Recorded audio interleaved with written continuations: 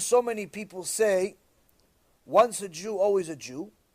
When people go far from Hashem and even actively work against the Torah, how can they be considered a Jew? If there are no repercussions for your actions, and you are still part of a group, and it cheapens the value of that identity and accelerates the spirit off the cliff. You should write an article instead of a question. This is a fantastic question. Why do people say, once a Jew, always a Jew? That's really the question. People say, once a Jew, always a Jew, is because they are misinterpreting a halacha into something that has become a symbol of our ignorism, or ignorance. Meaning that halacha says, if a person is, either converts to Judaism, to a authentic Orthodox bedin, or they're born of a Jewish mother, they are considered Jewish. But their Judaism is either on suspension or not on suspension, is active.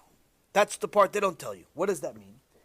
If a Jew is a shomer Torah and mitzvot, he keeps Torah and mitzvot, he's considered part of the Jewish people. Amitecha, it's called, your nation. If he does not, or she does not keep Torah and mitzvot, it all depends on what violation she makes. If, let's say, for example, she's immodest, then she's considered a reshait, she's considered wicked, but still a Jew.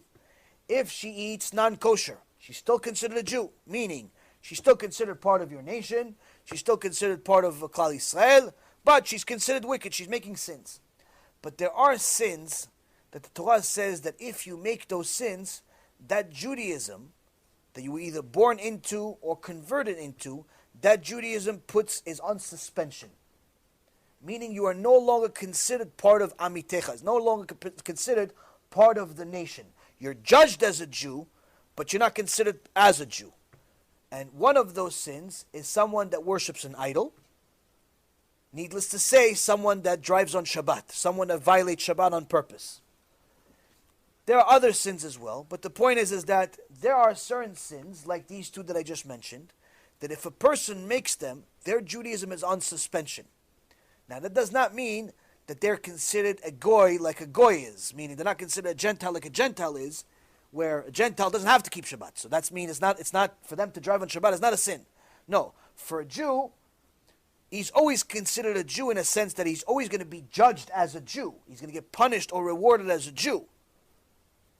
But when it comes to including him or her in the nation, we do not include them in certain things. For example, if you're counting a minyan, you need 10 people to say Kaddish.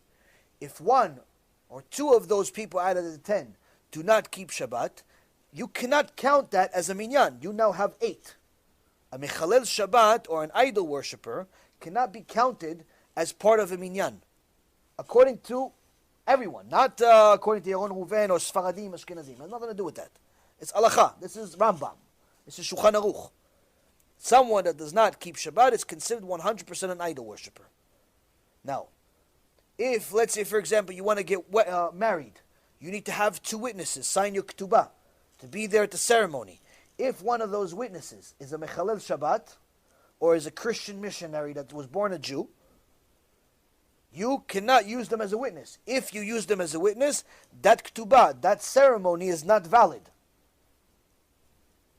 If you are invited, someone that you care about, to your Shabbat table, and that person took the wine, you want it to be nice to you, took the wine, that's a very expensive bottle of wine, and poured you a glass. If that wine is uncooked, expensive wine, you are not allowed to drink that wine. In fact, you have to throw the whole bottle out.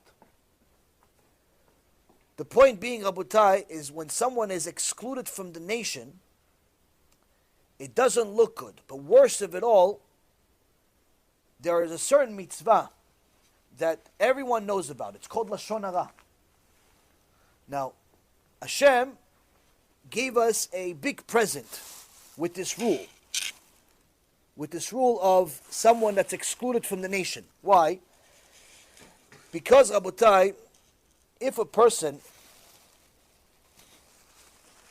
says Lashon Hara, on a kosher person, they can lose their olam haba. One of the examples is Doeg. Doeg Adomi was a big Talmid Chacham, huge Talmid Chacham, head of the Sanhedrin. Gemara Masechet Sanhedrin says he has no share of the world to come. He is in Gehenom permanently. Why? He said Lashon Hara about David HaMelech. So Lashon Hara is a big deal. Someone saying Lashon Hara is a big deal. But the Chafetz Chaim says, all of the rules that have to do with Lashon Hara are only about people that are considered part of Amitecha. Meaning, if you say Lashon Hara against a righteous Jew that's Shomer Torah and Mitzvot, that keeps Torah and Mitzvot, you have to do serious tshuva on that. Why? Because you can lose your olam haba if you don't do tshuva on that.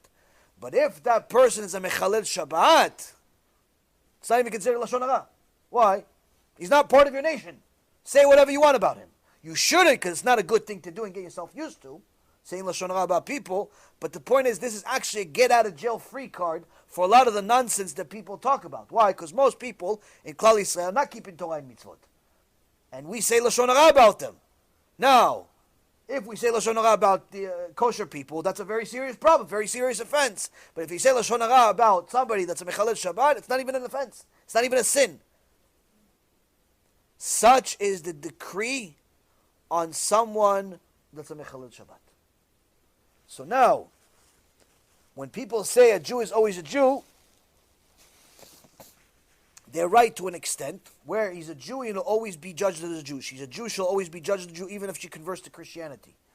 But what they're not telling you, either because they don't know or they don't feel the courage to say it, is that they don't tell you that Judaism can be put on suspension. Now, the problem that people have is that they have a difficulty understanding the 13 principles of faith that discuss reward and punishment. And I wrote something up to a friend of mine, a big Talmid Chacham. I wrote him an answer today about the issue. And the problem is that most people do not understand what eternal punishment is. They think that it's not possible for Hashem to punish anyone eternally. Interestingly enough, no one has a problem with Hashem rewarding us eternally, though. No one questions that. No one says, how is it possible that Hashem's going to reward you eternally? No one questions that. Everyone says, no, it's definitely possible. Hashem rewards us eternally, that's forever, for sure. But punishment eternally, we have a problem understanding that. The truth is that human logic is incapable of understanding eternity. We do not understand eternal reward or eternal punishment. We're not capable of understanding anything that's beyond, just a few steps beyond us. Eternity is far, far beyond us. But that's where we go to our Chachamim. That's where we go to our Torah. Torah says there is eternal reward and there is eternal punishment. Meaning, if you do good, you can get eternal reward. If you do bad, guess what? You're getting eternal punishment. For certain sins, not all sins. Some sins, it's not eternal punishment. Some sins, it's just temporary punishment. But needless to say, if a person does not keep Shabbat, a person does not do tshuva for wasting seed, they're getting eternal punishment. There's no questions, no second opinion. So that's why it's important for people to know, yes, Judaism is the chosen people, everything, it's all good. But that's assuming you're righteous. Assuming you're righteous. Next question.